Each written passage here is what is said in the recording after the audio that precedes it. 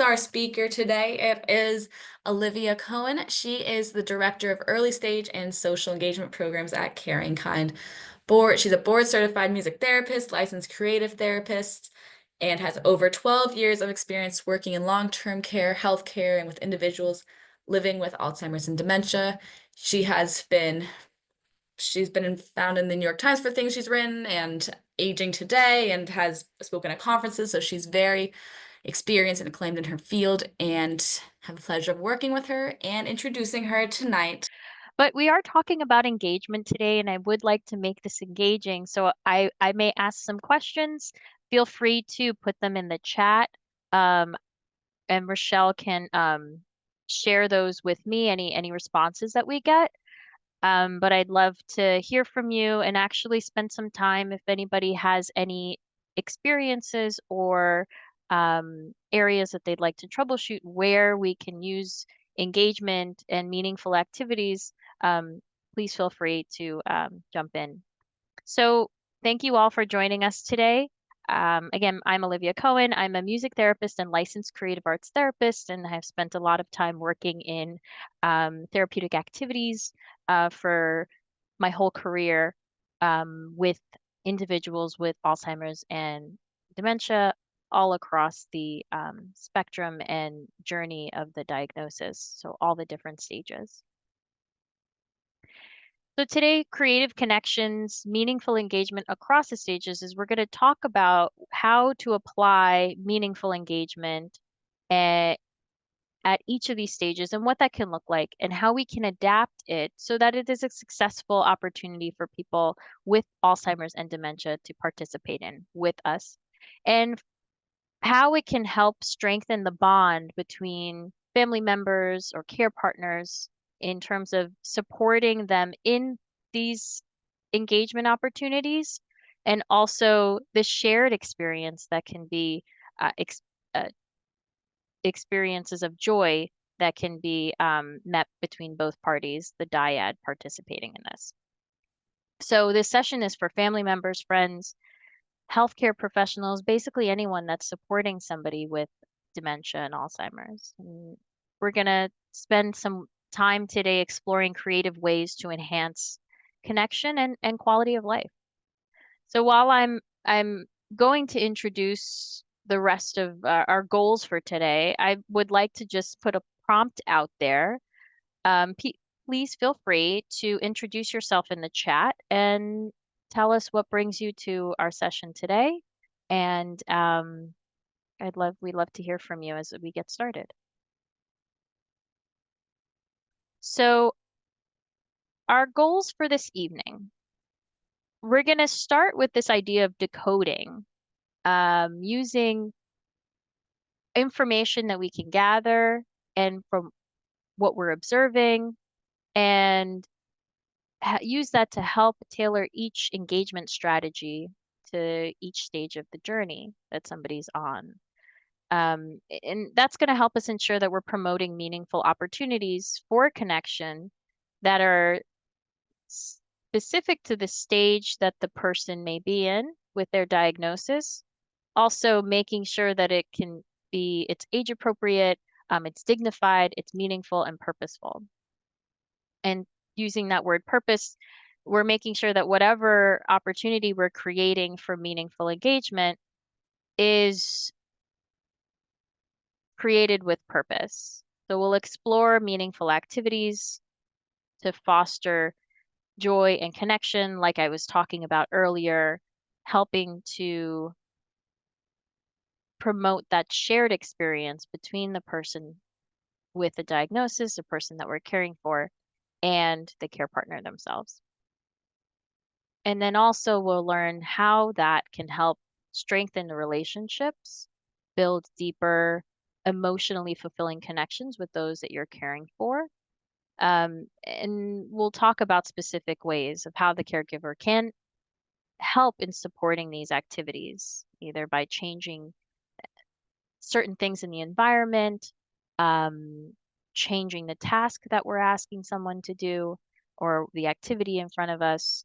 And that can allow a difference in dynamic between caregiver and person being cared for. really allowing for this shared joy, um, this shared meaningful connection between one another. So we'll start by talking about what is engagement. Now, engagement is basically it's participating in activities that spark joy, connection, and purpose. And we're back at that purpose word, and you'll see that a lot in this. There's going to be a lot connected to purpose and meaning, um, because we should have goals and intention behind bringing in these activities. Now, some of the things that are important or the keys to engagement would be activities should be meaningful to the individual, reflecting their interests, history, and preferences. And another aspect of it is that it's, like I said before, a shared experience for the caregiver to also participate, either witnessing or observing somebody engaged in something joyful, meaningful, calming, something that's different maybe from what was in previously going on in their day. And something I like to have people think about when they're putting these moments together is think about yourself. What would be meaningful to us? What's important to you as a person? What brings you joy? What brings you comfort? And what helps you feel connected? And if we use that as a guideline as we start to create these moments with the person we're caring for, that can get us closer to that meaningful, purposeful engagement. I know for me, some of my interests and things I find important. Um, I have to, as a music therapist, I have to engage in something music related. That's important for me. I need to sing at some point in my day. And anything with a cat or cute animal, I'm going to be a happy person. So there are a number of oh, and good food. So there are a number of things that are important to me that I love to engage in my everyday life now. And so we want to make sure that's reflected when we're caring for people and creating these opportunities for meaningful engagement. I'll throw another question or prompt out to our audience today, but feel free to ponder that question a little bit. What brings you joy? What brings you comfort? What helps you feel connected? And if you're comfortable with sharing, feel free to pop that in the chat. As I said, this is an engaging engagement session today, and we'll be engaging with each other. When we're talking about engagement, the other aspect of this is the role of the caregiver. And so, some important aspects of the caregiver is to help foster that connection and encourage the participation. We can create a wonderful idea, but if we can't get the person to engage or actually encourage that participation, then all our work is for naught. And so, we want to make sure that we're setting them up for success.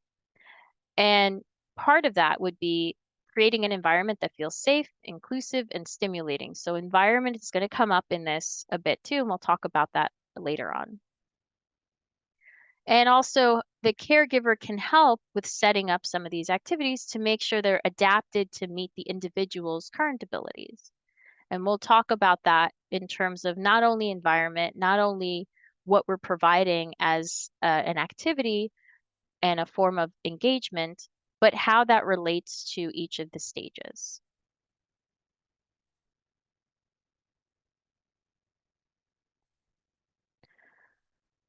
Why it matters, why engagement matters. So, why does this matter and how can it help? Um, if we start just with physical comfort, we know it can reduce stress just in our lives as well. When we're experiencing stress, we might do something to help relieve some of that stress. Maybe it's calming, maybe it's something that exerts some of the stress. When we feel agitated or even when we feel tired, we do things that help us in those moments. Calming activities can help reduce the stress. An engaging opportunity can also help redirect a person, maybe when they're agitated, and that can be a good way to have them get involved in something else if we're noticing that there's a moment of agitation, or it can help release the agitation. There's also an aspect that it can help energize a person who seems tired.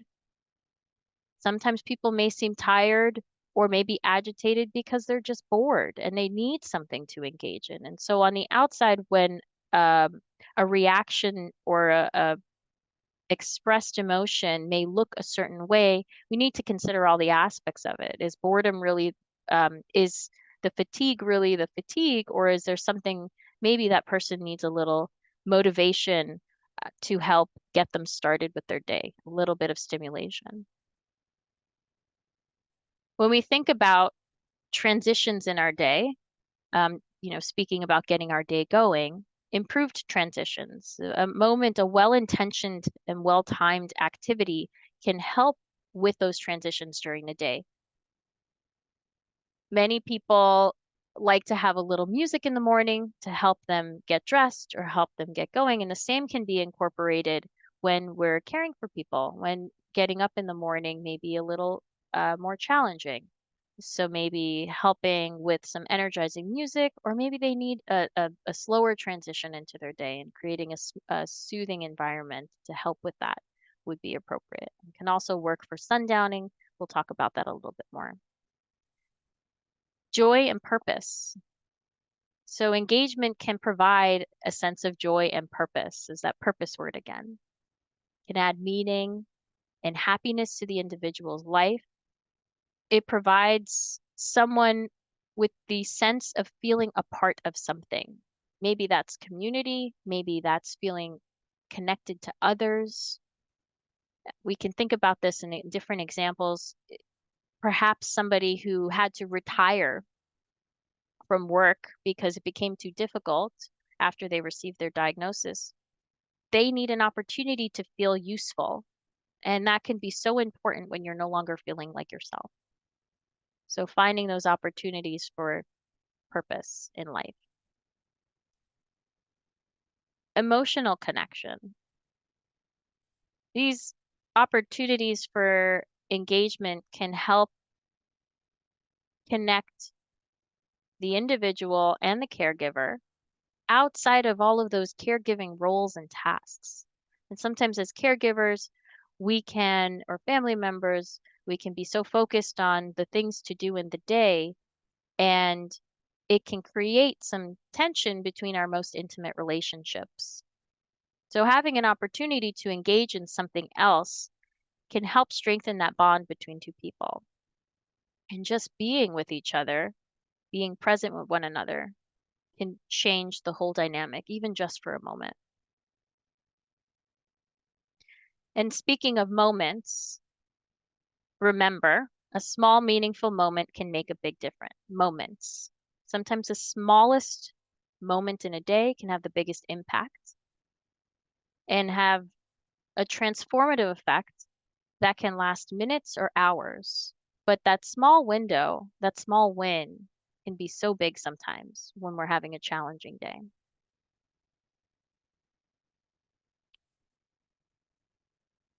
All right. So I'm going to stop my share for a bit because I see some things in the chat, and I want to just take a moment to touch base with folks. So we have some folks looking to interact with individuals that have diminishing capacities. We're also looking at some folks who are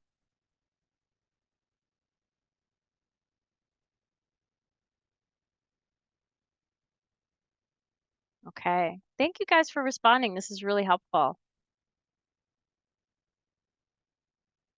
Okay, so some people are mentioning, thank you, some individuals who kind of stare blankly and nod off a lot.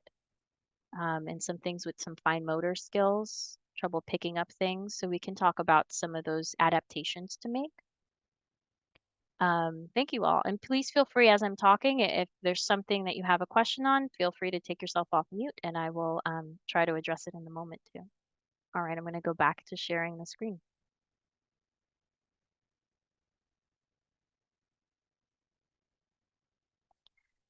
Okay, so we've talked about what engagement is, why it matters, and it seems like we have a great group here of folks who understand that engagement is important and are looking to incorporate that in their connections with the individuals that they're caring for.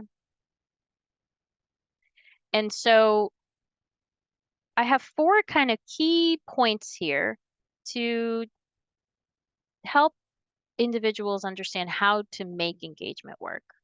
And the thing I want to say is that sometimes the more that we have in our tool bag, and the more that we're able to adapt and modify and reach for something else out of our tool bag, the more equipped you'll feel to make those connections um, with an activity and meaningful engagement. So I've broken it down into a couple of points, starting with decode. And we started with that word in the beginning, understanding the person's needs and preferences. And I think that's basically where to start. Um, and that's where we'll start in understanding how to piece this all together. So we'll talk about that in the next slide. From there, we move into meeting the person, meeting them where they are in that moment. And can we match the activity complexity or tools to make sure it's accessible to that person? And we'll talk about that. And I also have a handout for folks. Rochelle, if you can start to put in some of those handouts so that as we go through these, people can feel free to explore them a little bit. But they have different just ideas, and I'll put in some. We have some resources at the end too. But just ideas of things to do that we may not think are opportunities for meaningful engagement, but can be. And some of that can be in areas such as just feeling purposeful and useful that things in household tasks can really become a moment together and provide the person with some stimulation, something to do, something to feel that they can help contribute in some kind of way. From there, we move into adapt and modify. And that's where we're going to consider the environment and sensory factors and how can, once we present this moment for engagement, how can we tailor it even more to make sure that it's successful?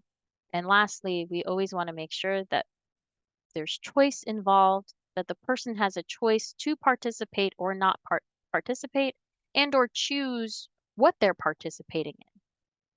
And that'll look different across the stages as well. So let's start with decode and take a look at that closer. So the decode portion of what we're doing is we're understanding the person's needs and preferences. And that's made up of a couple parts. We're taking into account their current interests. And the other thing about this is our goal is to make these person-centered activities. So whatever we're doing isn't just an activity that we think would be good, but would be something that is centered around their needs and their interests and things they enjoy. I once went to a music therapy conference and it was talking about a study on calming music. And it was basically they were playing different, what was considered calming music for us to listen to. And we would, on paper, kind of scale and score if it was calming and if it was something that we enjoyed and if it was actually helpful. And what we found from that information was that sometimes music can seem calming or have the intention of being calming. But if it didn't actually meet our interests or our personal preferences, it didn't have that much of an impact. So for some folks, they listened to the music and it sounded just like elevator music, and it actually was really annoying to them, even though it was considered calming music. But they preferred something that was closer to a genre of music that they liked. So I say that to kind of tie us back into this idea of personalization, person-centered activities, making sure that it is around the person's needs and preferences. So current interests is the first step, but also past interests. And that can look a little different from current interests, and past interests may be different as we're all people that grow and change and have different tastes. But just I also bring up past interests to say just because something is not being followed at the moment or they're not as able to engage in it as they used to, it doesn't mean that it's no longer an interest to them. So we want to take that into consideration as well. History, the person's history, where they come from, where they are now, their life, their job, what they did as a career, family, who's important to them, pets, the roles that they play.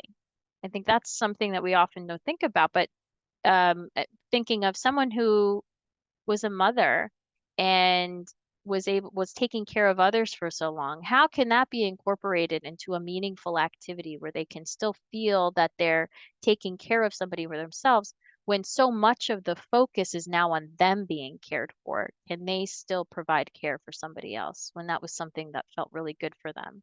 And so that it doesn't feel like um, more of a loss that they've experienced. There's also many people who have had to retire and had jobs that they loved and now can no longer engage in that. And can we take aspects of that work that felt meaning to them and useful and purposeful, and can we incorporate that in some kind of work together? I worked in a long-term care facility for some time, and we had a person there that we were caring for that was showing some agitation, especially during a sundowning time later in the day, around that 3 o'clock time. And we were trying to find ways to engage him. And it wasn't until we did a little digging that we found out his career, he was a cab driver. And so we found ways to incorporate that into the activities that we were engaging him in. So whether it was showing him pictures and he would tell us about what aspects of his career and engaging him with that part of it, we were really focusing on that reminiscence aspect and that long-term memory.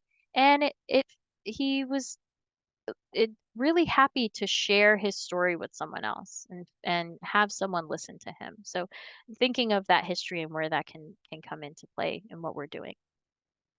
And also cultural and religious backgrounds, making sure that this is incorporated into their preferences and activities.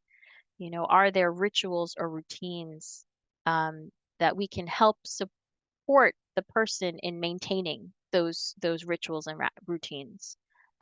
If somebody is in much later stages and they're no longer able to go to mass or enter into their um, place of worship, is there some way, either through technology or TV, that a mass or a, a sermon can be shown to them in their place of where they're currently in their own homes? So, how do we do this? How do we get all this information? Sometimes it's not as easy to gather that information. So, the first step would be to ask the person themselves and to gather that information, engage them in conversation, do a little digging, be a little bit of a detective, and see what information you can gather. But if the person's unable to answer these questions for us, another way to do that would be to observe them. If we don't already know some of their history, observe them participating in something. Are there others around that we could ask that may know a little bit more, maybe about their history?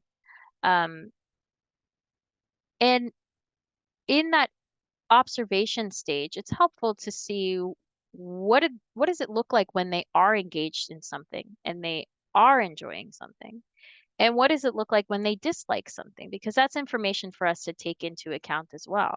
Because we don't want to go down that path. We don't want to go down the path if something seems too stressful for them or it tends to agitate them. So we want to make sure, and when I say that, we want to look for a consistent dislike of something. We all have days where something just isn't working for us, it just isn't cutting it, and that doesn't necessarily mean that interest is fully gone. But if we definitely notice and have a sense that this is not a direction to go in terms of introducing some kind of activity to them, we want to stay away from anything that may be causing distress. So both of those are all information gathering aspects of the decoding part of it. So once we gather our information and have an idea of what this person's interests would be, we want to match the activity and complexity to their needs and where they are in the current moment.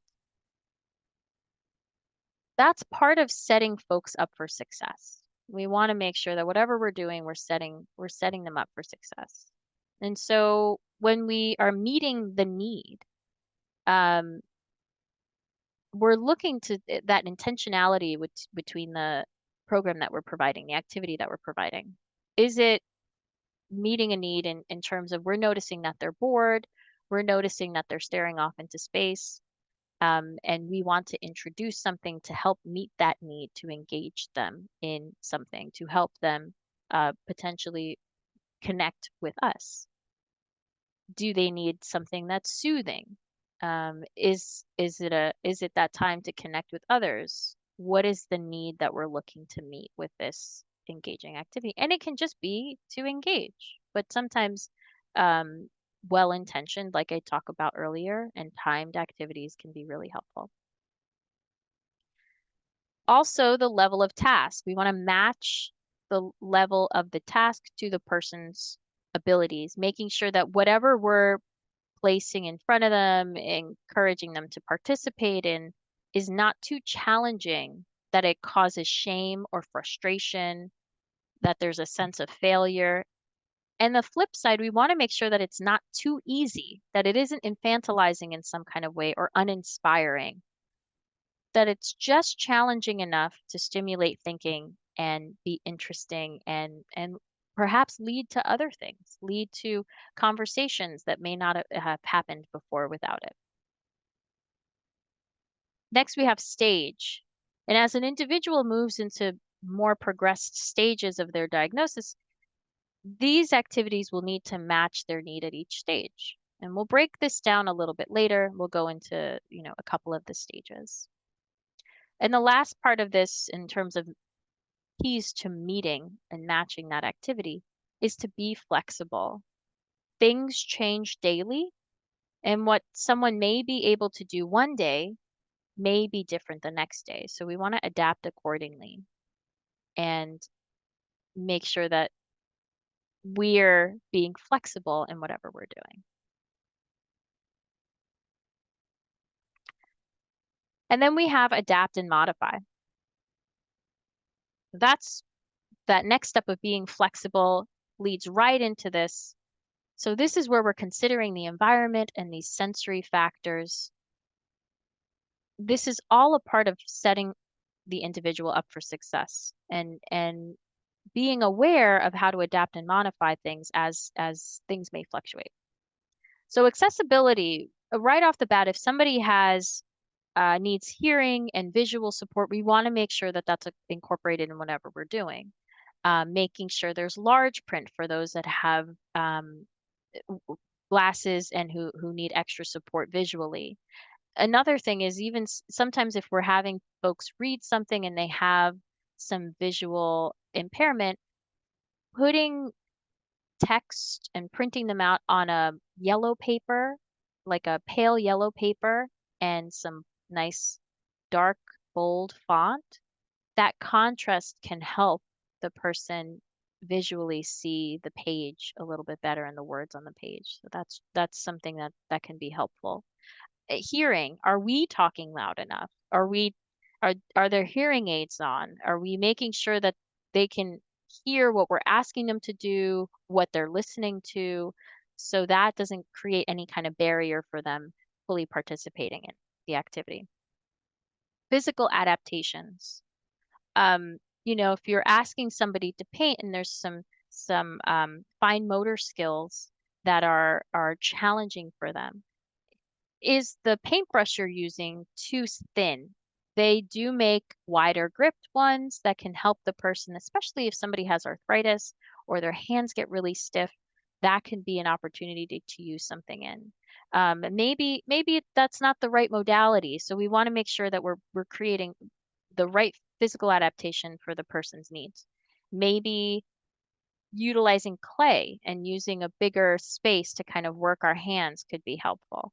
Um, and the other piece of accessibility is, are we allowing ample time for the person to absorb and respond to information? And this kind of leads us directly into approach. Because if we're allowing ample time to absorb and respond to information, then how are we approaching the person with the information we're providing? So this is where we come in as caregivers, and does this person little need a little bit more support to get them going? And if they do, what does that look like? So simplify means that if can we break down whatever activity it is into a step-by-step process, and we start with just one step, the very first step. We make it bite-sized for the person if they need. Maybe the person needs to have the activity modeled or demonstrated for them in order to get them off and running. And a great way to do that is say, hey, let's do this together, or I'll try it first. And that really allows you to honor their dignity if it feels hard for them. Maybe they just need to see it done first, have that visual cue, and then they can take it on from there. Or maybe it feels nice to do it at the same time together. And are we using direct phrases? How simple can you say whatever you're asking to be done? If you're doing art with somebody, can it just be can you grab the marker? Take a look at the picture, pass the ball. How simple can you say it so that you're really breaking it down the words and providing some direct phrases? And the other, I have a little asterisk by approach, but something to always be mindful of is our own energy when we're participating in these things or we're providing this opportunity or making these suggestions for the person that we're caring for. How are we in this moment feeling? What is our emotional state in that moment? Are we low energy? Are we coming off with too much energy for the person? Do we need a break? And maybe we can find something for the person to participate in that's maybe a little bit more passive while we get ourselves together and come back in to make that a more connected um, moment together. The other thing that's considering helpful factors would be routine. Routine can be helpful in supporting the schedule that works best for the person that we're caring for. And we'll discuss some practice of, practical ways to incorporate activities into a schedule for folks. Those like timed activities that I mentioned earlier. And lastly, environment. So this is considering what's going on in the environment. Do we need to adapt or modify the time of day?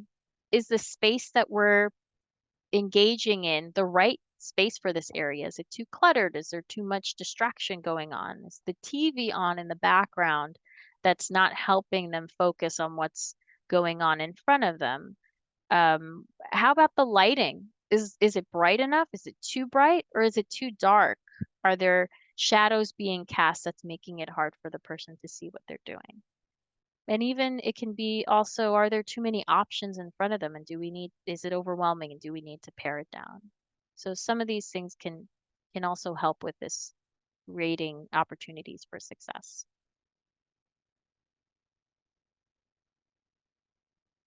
And lastly, what we talked about was choice. So we want to offer multiple ways to engage. And some of the that I'll be providing today, and also some of the other resources, can give you ideas of what something that you can tailor and personalize to your folks at your loved ones. So for choice, we're always inviting them to participate and to engage in this with us. They have the right to choose what they're engaging in. So involving them in that decision-making process, we want to invite them.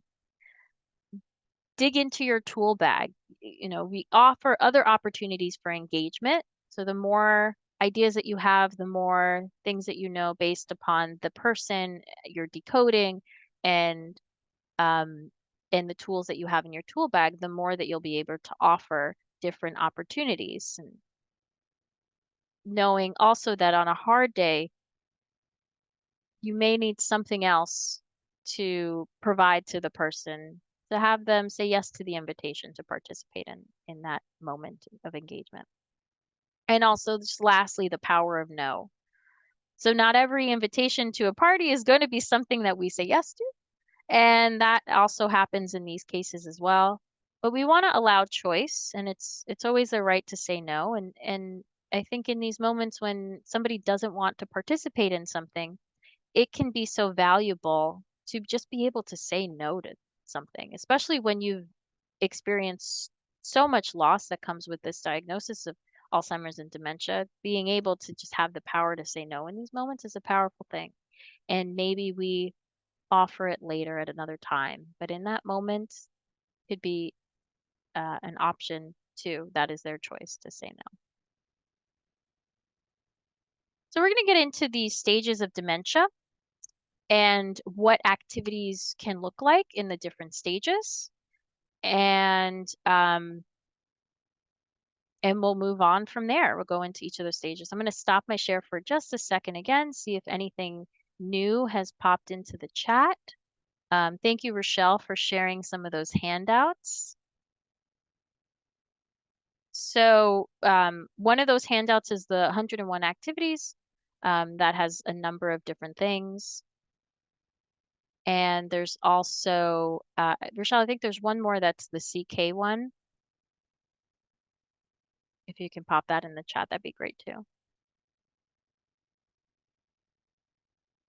So we have one question in here. Thank you, Maria.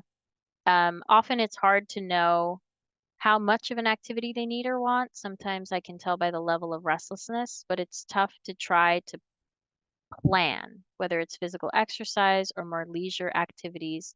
How can we determine how much is needed? I think that's determined by the person that by themselves. As you progress there's a couple ways to answer this question, but sometimes a person needs, thanks, Rochelle. Up top, that CK meaningful activities by stage is also a helpful tool in breaking down. We'll go into that. So sometimes, depending on the stage that we're in, the person is in dementia, they may need a little bit more time to transition into it. And so it may take them a little longer to fully participate.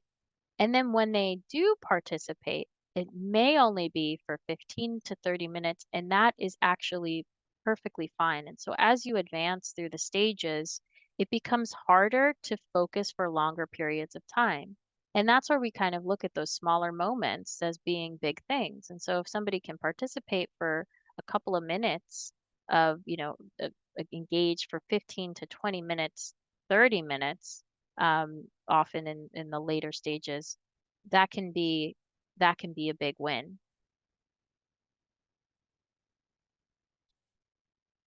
And I think when it comes to restlessness, uh, sometimes it is a need for soothing, and sometimes it's a need for exertion of that. So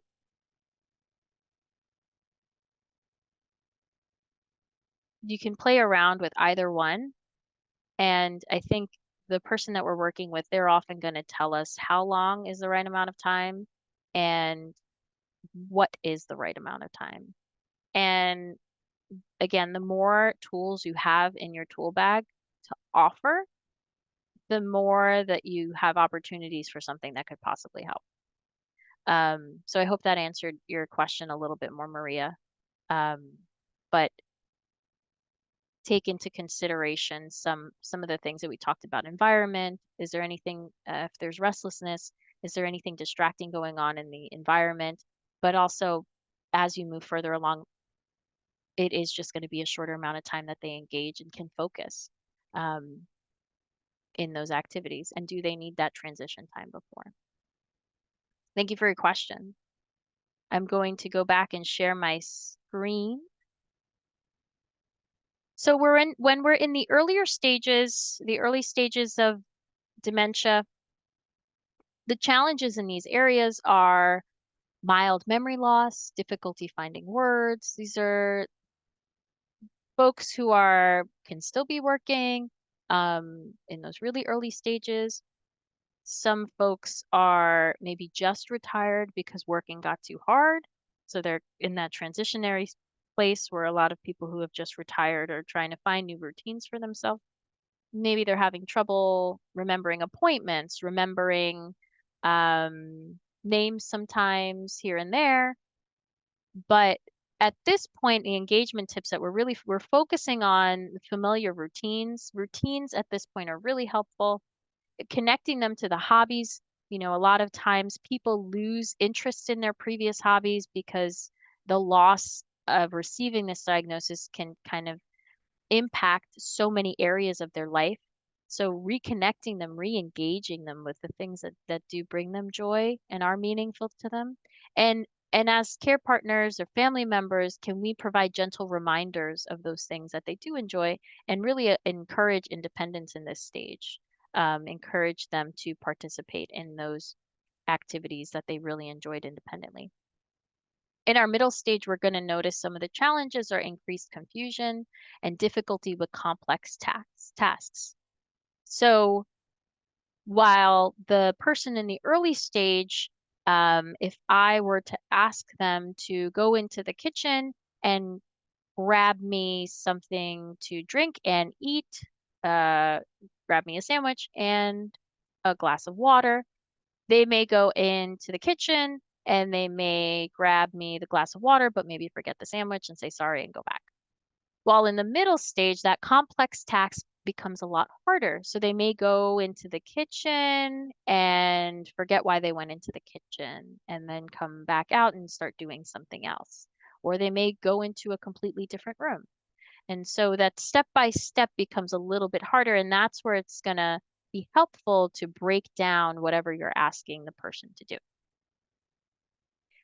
Some of the engagement tips in this area are, again, that simplifying, that breaking down those tasks, using those visual cues, demonstrating for the person, and really helping to encourage and support their active participation. And then in late stage, you'll see a limited communication and much more of a physical decline. And so at this point, people you may be doing things more at the bedside for these folks. And how can we use sensory-based activities, soothing music, and physical touch to help connect people to each other at those stages? Okay. So in the early stage, some examples of activities can be um, music and arts, as these are just a couple of things that I put together. This could be an opportunity to sing along to favorite songs. And we can use technology so that the person can easily access their music that they enjoy using Alexa or something like Google Home. It's a great opportunity for some creative expression. You can invite someone to use a journal to write down experiences, help share their story, and then engage in that with them. If they're open and willing to share with you, really helps you understand what their experience is like, and there can be a dialogue and conversation from there. And then physical movement, as an example, participating in movement practices to help support balance. In those earlier stages, a lot of people notice that they have a lot of trouble with balance. And so participating in things such as yoga, Pilates, Tai Chi, joining a class, that that could be something that could be done together. Even just some YouTube videos or something on TV to be done at home. That's an easy way to incorporate some physical movement. And if the person was an active participant in going to exercise classes and participating in those things, and maybe they've stopped going because they feel uncomfortable, as family members and care partners, we can help support that by maybe going with them or finding an environment that does feel comfortable and safe for them to still connect with that, to stay engaged in the things that they love. And here's some examples of just practical examples for engagement. So some of those things that we don't always think of an activity, but can be an everyday thing, and can be made into a really lovely activity moment to do together. Maintaining independence through technology. So maybe working together to find helpful apps for the phone. That could be, ones that help track their steps when they're going for walks, or something that helps you create playlists for music, or even some games that can be done on the phone, reading apps on the phone. So technology can be really helpful way to connect with one another at this time, and also allow the person to feel independent if they're able to navigate some technology. Keeping familiar routines. So working with the person to help design and create a schedule to help them keep with a routine can be really helpful at this stage as a practical thing. And to help with connection, maybe looking for recipes to make together. For some folks who really love to cook and maybe are no longer able to because they can't remember the recipes or the step-by-step process, doing that together can be a really joyous moment, and can be done with the support of helping remind the person what's next in the step and making those activities, doing those recipes together. I mentioned creating playlists, and then just giving them an opportunity to feel useful, helping with the household, cooking, chores, even an opportunity for volunteering so they feel like they are still able to contribute to our society in some way. Moving into middle stage, here are just some examples. Again, music. I think I have music on every single slide, so I must say I'm a little partial to music as a music therapist, but singing along to your favorite songs and adding an art aspect in, you can create simple art projects or reminisce with photos. Photos are a great way to open conversation and dialogue. They're also a great way to do a really simple poem if you show somebody a picture and just record any words or responses that they have to those. You can create a beautiful STEM poem from that that can be shared and discussed together. Um, Current events. You can engage in discussions of news stories from the past, sharing the newspaper together if that was somebody's routine, helping support them in that. Maybe they're not able to read it anymore, but you can help them in reading some stories to them. And I would just be mindful of any upsetting news. Sometimes the news can be rough and we don't want to trigger anything, but still that practice of getting the newspaper in the morning and either reading it with a cup of coffee, can we still help support that? And if they're no longer able to read it themselves, can we help that with them? So some of these things are just everyday tasks that can be made into a really beautiful moment together. And physical movement again. Some gentle stretching or chair exercises. Again, that could be following along to a video, but you'll notice they may need a little more prompting at this stage. They may not be able to do it as independently at this stage. So we can help by doing it alongside with them, or if they are able to follow along with that video, maybe we can help verbally cue them, or dancing. Dancing together is a great way to connect, and there's no right or wrong, and it's still considered movement and moving of the body. And walking. Walking can be really great together, especially in nature. You can incorporates so many aspects of in stimulating the senses and when we're walking in nature. Some practical examples for engagement in the middle stage areas. So before a stressful event, we can, if we can anticipate or know that there are certain areas where there's a stressful event, so maybe it's before a meal, maybe it's for bathing, um, and there needs to be some transition there. How maybe playing some calming music to kind of help before we get to what I call the point of no return, after the person has already gotten agitated and we need to calm them down. Can we help support that with some kind of activity or passive activity, like list just playing music in the space before they go and do their bathing routine. Or maybe somebody isn't eating as much and they keep getting up and they're not staying seated during mealtime. Putting some, I had one experience on a floor that I worked on in long-term care where we had a lot of people on a memory care neighborhood. We had a lot of people who wouldn't sit for their meals. And we noticed that when we would put on some light jazz music and made it feel like a really inviting dining experience, a lot more people were able to sit down and tolerate that much better than they were previously and got through a larger portion of time sitting at the meal than they were previously. So we can use things in different areas there. And again, photos can be really just a short, joyful activity looking at photos together. During some of these transitions, again, like I talked about, you can use storytelling to help guide the person from one activity to the next. You can sing a familiar tune to help soothe agitation. And for sundowning, that's that time of day where we notice a little bit of increased confusion. That's their internal clock is um, their circadian rhythm is a little off, and so that we know that there's some heightened agitation and anxiety around that time. And maybe they need a little soothing. Maybe we need to incorporate our environment into the mix and help dim the lights and introduce something that's a relaxing sensory activity around that 3 o'clock time slot, or encourage something that's low energy engagement that can just be coloring or holding something soft for that tactile, soothing experience as well.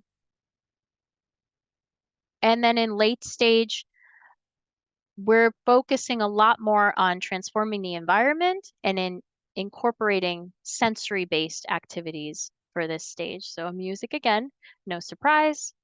We're playing music to help transform the environment and maybe a little bit more intentional. Maybe we're just playing music to help soothe or just playing familiar tunes for the person to hear something that they love to listen to. Um, we can, speaking of sensory stimulation, aromatherapy with some calming scents can be really, really nice in this moment. Using tactile objects, again, those soft fabrics or stress balls to hold can help the person stay stimulated, engage in something. It can be done together. And it, if able to, and you can bring that person outside using nature to help stimulate those senses of just smelling the flowers, listening to the birds, and feeling the warmth of the sun can be a beautiful experience together. When we talk about practical examples for this stage, here are some examples, but um, at the bedside, you can play some music and also provide a hand massage. This is really lovely to have the care partner connect with the person. And if it has a lovely aromatherapy lotion that has different scents, you're incorporating so many different senses in this with the music, with the hand massage, and also with the this engaging the senses with the aromatherapy lotions. We can incorporate some visual stimulation and beyond in just providing pictures of artwork and landscapes. And you can try to match aspects of the painting to bring it into the present moment. So maybe if you're sharing pictures of a beach, having some familiar smells of the beach, Maybe it's suntan lotion, that coconutty smell, but connecting it even seasonally. So, um, looking at pictures of the fall and what certain things as cinnamon sticks that smell like fall, or and just providing somebody that connection to both the visual and the sense as well. And then a great way to connect practically in this is just reading to the person, either using familiar reading materials. Maybe it's religious things that they enjoyed reading and can no longer read, but we can read to them. And hearing that voice, hearing your voice reading to them can be very, very soothing.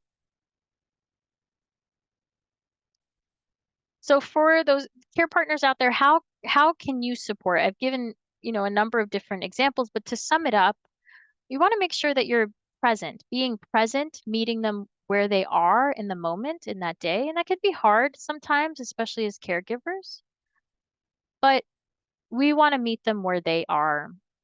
We want to practice active listening, validating their feelings, focusing on their words, their tones, their gestures, giving them that space to feel heard. We want to connect beyond words sometimes, and using nonverbal communication like touch, eye contact, and smiles can say a lot. And also, we want to share in the joy. That's that shared experience again. We want to be able to have opportunities to laugh together, to revisit cherished memories, and to celebrate the small victories. There's a saying that happens with music a lot, where words fail, music speaks, and that can happen across the board with not just music, but anything that can spark something in a moment, and the moments can be so meaningful.